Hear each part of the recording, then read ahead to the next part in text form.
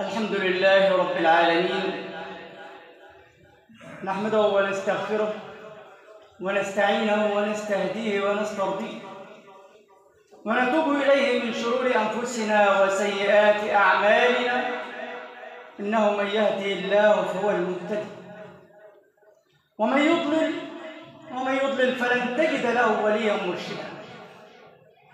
ونشهد أن لا إله إلا الله وحده لا شريك له، يعز ويذل، يعطي ويمنع، يرفع ويخفض، وهو على كل شيء قدير. ونصلي ونسلم على أستاذنا وحبيبنا وقدوتنا ومعلمنا ومعلم العلماء، إمام المرسلين، بل سيد ولد آدم أجمعين، محمد عليه وعلى آله وصحبه والتابعين إلى يوم الدين. وارض اللهم عنا معهم بفضلك وجودك وكرمك يا عظيم. ثم أما بعد، يقول ربنا سبحانه وتعالى في محكم آياته: يا أيها الذين آمنوا اتقوا الله حق تقاته ولا تموتن إلا وأنتم مسلمون. ويقول أيضا عز من قال: يا أيها الذين آمنوا اتقوا الله وقولوا قولا سديدا يصلح لكم أعمالكم ويغفر لكم ذنوبكم ومن يطع الله ورسوله فقد فاز فوزا عظيما. هو الذي قال أيضا سبحانه: يا أيها الذين آمنوا اتقوا الله ولتنظر نفس ما قدمت لغد واتقوا الله إن الله خبير بما تعملون. ثم أما بعد، فإن أصدق الحديث كلام الله، وخير الهدي هدي محمد مصطفى، وشر الأمور محدثاتها، وكل محدثة بدعة، وكل بدعة ضلالة، وكل ضلالة في النار. أهلا بحضراتكم ومرحبا في بيت من بيوت ربنا، لنتعلم فيه كلنا ديننا ونتدارس فيه سنة نبينا صلى الله عليه وعلى آله وصحبه وسلم. ثم أما بعد، موضوعنا اليوم ظلمناه أن جمعناه في لقاء واحد، كان حري بنا أن يجعل في أكثر من لقاء، بل لقاءات متعددة لخطورته وأهميته ولشدة إلصاقه بالناس، لأننا تعلمنا من شريعتنا الغراء أنه أينما وجدت مصلحة العباد فثم شرع الله. وموضوعنا اليوم لصيق بمصالح العباد. ما من عبد، ما من إنسان، ما من مخلوق إلا ويتعامل في موضوعنا هذا ويمس موضوعنا هذا من قريب أو من بعيد. سنتكلم عن موضوع الزمالة بأنواعها، لندرج ولنلج موضوع أهم: حق الجار. يقول ربنا سبحانه وتعالى: والمؤمنون والمؤمنات بعضهم أولياء بعض يأمرون بالمعروف وينهون عن المنكر. وقال ربنا سبحانه وتعالى: واتخذ الله إبراهيم خليلا. وقال النبي صلى الله عليه وسلم: المرء على دين خليله فلينظر أحدكم من يخالف. إشارة واضحة من القرآن والسنة، ومصادر التشريع في الإسلام أولاها قرآن ثم سنة. دليل واضح على أن الإنسان كائن يتخذ صداقات وخلال وزملاء في عمل وغيره، لهؤلاء على هؤلاء حقوق. حتى نلخص الوقت ونوجز الحديث، لخص العلماء حق الزميل على زميله في أمور أسرد لحضراتكم بعض منها، أسأل الله سبحانه وتعالى أن يبارك في وقتنا. أولاها قال عنه النبي صلى الله عليه وسلم: من أحب في الله ومن أبغض في الله ومن أعطى في الله ومن منع في الله فقد استكمل الإيمان. أشهد الله أني أحبكم جميعا في الله. وقال النبي صلى الله عليه وسلم على 7 يظلهم يوم القيامة تحت ظله يوم لا ظل إلا ظله: رجلان تحابا في الله فاجتمعا فيه وتفرقا فيه. ما اجتمع ولا تحابا على حب دنيا.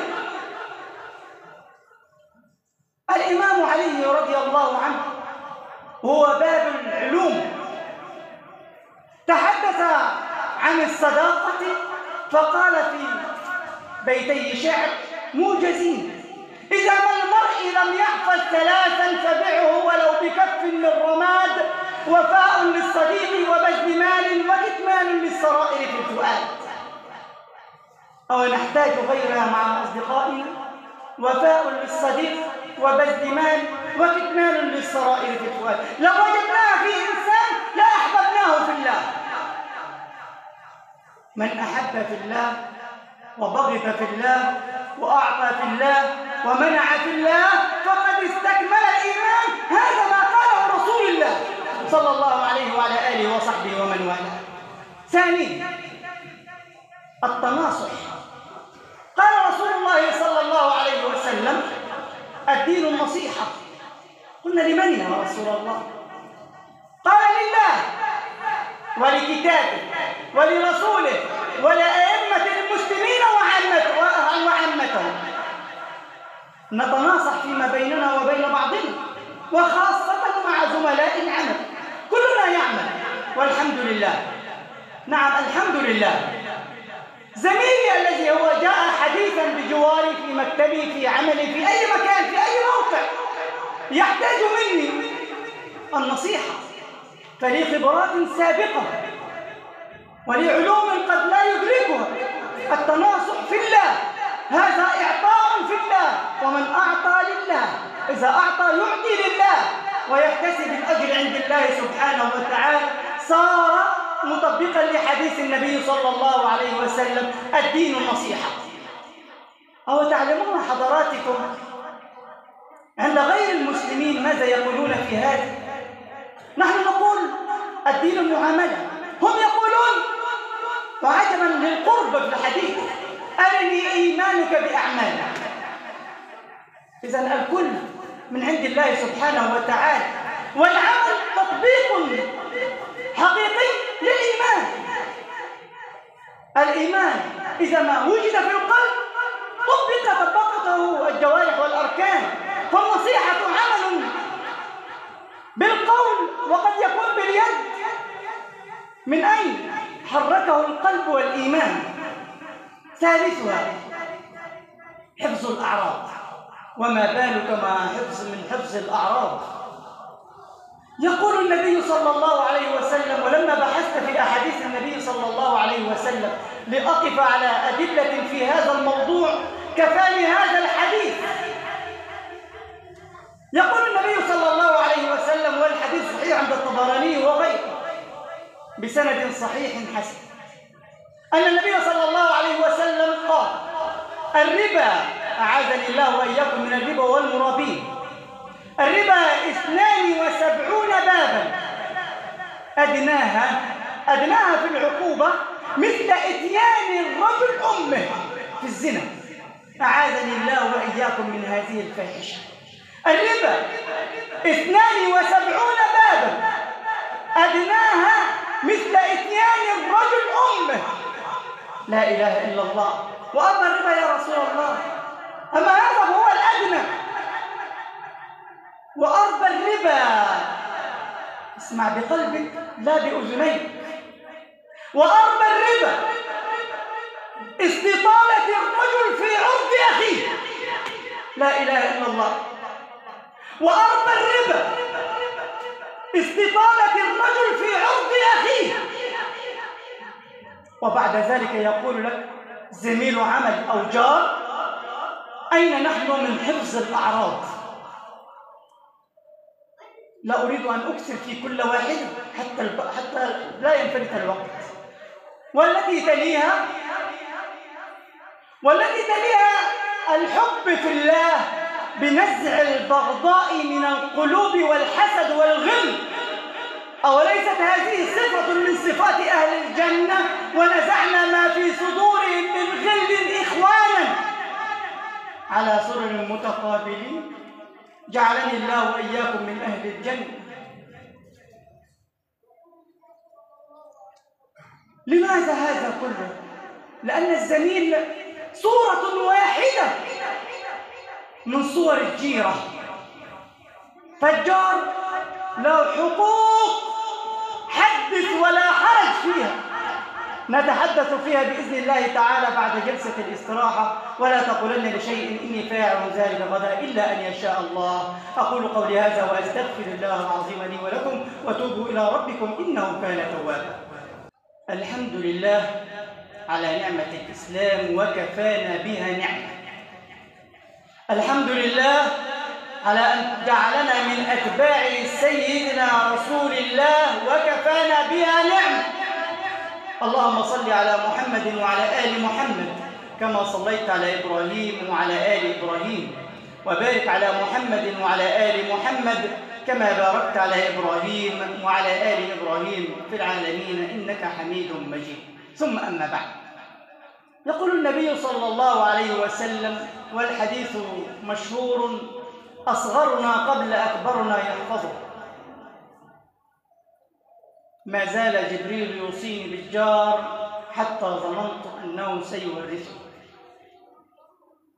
لا أريد أن أكثر في حديث تحدث فيه خير مني كثير، وتحدث فيه من هم أعلم مني بكثير، ولكن أذكر نفسي المقصرة وحضراتكم بحق الجار، وأسرد في هذا الحق قصة سهل بن عبد الله التستري، واحد من سلف أمة الإسلام، مثل حقوق الجار مع جار غير مسلم. سهل كان جاره مجوسي، وحضرت سهل الوفاة وهو يحتضر ويموت، ولكن قال لمن حوله: آتوني بجاري المجوسي. يا سهل، إنك تحتضر، حري بك أن تقول آتوني بحفظة القرآن، حري بك أن تقول آتوني بحفظة الحديث ليذكروني بقال الله وقال رسول الله حتى أموت على لا إله إلا الله محمد رسول الله. ولكنه آثر أن ياتوه بجاره المجوسي، فأتوا به فقال: يا هذا، ادخل الحائط هذا وانظر ما فيه. فدخل المجوسي أعزكم الله، وجد رائحة كريهة، وجد بقايا أعزكم الله من كنيف بيته الذي يعلو بيت سهل. ثقب جدار أو سقف سهل، وفوق هذا السقف وجد كنيف أو مستحم الرجل المجوسي، فكانت تسقط القاذورات على سهل، فأتى بمجفنة بطبق أو بغيره ليتلقى القاذورات نهارا ويخرج بها ليلا دون أن يدري أحدا من أهل بيته ماذا يفعل، ويلقي القاذورات على الكناسة بعيدا. ولكنه قال: أما وأني أحتضر الآن فإني أخشى ألا تسع أخلاق من يأتي بعدي بك، فأرجو منك أن تصلح هذا الأمر. فقال: منذ متى هذا الأمر؟ قال: من سنوات ماضية. مضت سنوات. أسقطوا أحبابي في الله هذا الأمر على أحوالنا الآن. لو أن لي جار لا أقول كنيف بيته، ولكنه قد يكون ألقى كيسا أو شيئا من قمامته بسبيل الخطأ على باب بيتي، سأثور ثورة ما بعدها ثورة، وأسب وألعن وهيج وكأني كإنسان. فأين حقوق الجار؟ فقال سهل: خشيت أن من سيأتي بعدي لا تسع أخلاقه بك فأصلح ما أفسد. فقال يا شيخ أنت تصبر على هذا الإيذاء وما زلت أنا على كفري وشركي، أشهدك أني أشهد أن لا إله إلا الله وأن محمدا رسول الله. كفى بسهل الإيمان بإيمان هذا الرجل فضل، كفى بسهل بإيمان هذا الرجل فضل. أولم يقل النبي صلى الله عليه وسلم لأن يهدي الله بك رجل خير لك من حمر النعم وهو يحتضر. آمن هذا الرجل ومات سهل وأسلم الرجل المجوسي. وغير سهل كثيرون من سلف أمة الإسلام. قال العلماء الإحسان للجار أو على الجار ليس بالتزاور فحسب، ولكن عند الشدائد أو تصبر على إيذائه، لأن الوصية لا تأتي للسعة. ما زال جبريل يوصي النبي صلى الله عليه وسلم. يوصي على ماذا؟ لما يكون عندي فرح تأتيني، سيأتيني الحي كله ليس أنت فقط. أما وعني عند الحزن وعند الضائقة أريد من يقف بجواري. هذا هو حق الجار، الصبر على إيذائه والإحسان عليه عند حاجته، حتى نكون ممن حقق حقوق الجار وفهم مقصد النبي صلى الله عليه وسلم. أحباب الكرام، شريعتنا غراء، وكما قلت أولا ما شرعت الشريعة إلا لتحقيق مصالح العباد. ربنا سبحانه وتعالى لما حرم الخمر حرمه لشدة إيذائه للبشر، ولما حرم الربا لشدة إيذائه لاقتصاد البشر، ولما حرم الزنا لشدة ضرره على البشر. أما لما أحل لنا كل أمر لأننا سنستفيد منه، لأنه فيه حياته. أحل لنا ربنا الطيبات، أحل لنا ربنا كل الأمور. كما قال العلماء الأصل في الأشياء أن كل شيء حلال إلا ما جاء النص الصريح بالتحريم القاطع. إذن جيراننا أولى الناس منا بالإحسان، وبقى للجار أن يحافظ على حقوقه، على حقه كجار له أيضا، بأن لا يرفع المذياع أو كما يقولون الكسف أو الصوت أو الأصوات عاليا حتى لو كانت بالقرآن. نعم، حتى لو كانت بالقرآن. لماذا؟ لا أنهي على ذلك، ولكن قد يكون جاري مريض، قد يكون واحدا من أولاده يستذكر دروسه، قد يكون كذا وقد يكون كذا. علي أن أراعي حرمة الجار. كما يقولون في حقوق الإنسان وغيرها، حق الإنسان ينتهي أين؟ حقك ينتهي عند بداية حق غيرك. إذن الصوت وهو أكثر ما نعانيه في هذه الأيام. أكون في بيتي إما أقرأ أستذكر، إما أراجع، إما وأسمع أصواتا كريهة منفرة. هدى الله شباب المسلمين أجمعين. هذه الأصوات ليست منكرة ومنفرة بل ومقززة. أين حقوق الجار؟ ويعلم الله كم نتضرر من هذه الأصوات وغيرها.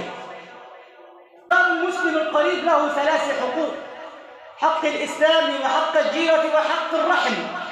أما الجار المسلم غير القريب فله حقان: حق الإسلام وحق الجيرة، حق الإسلام وحق الجيرة.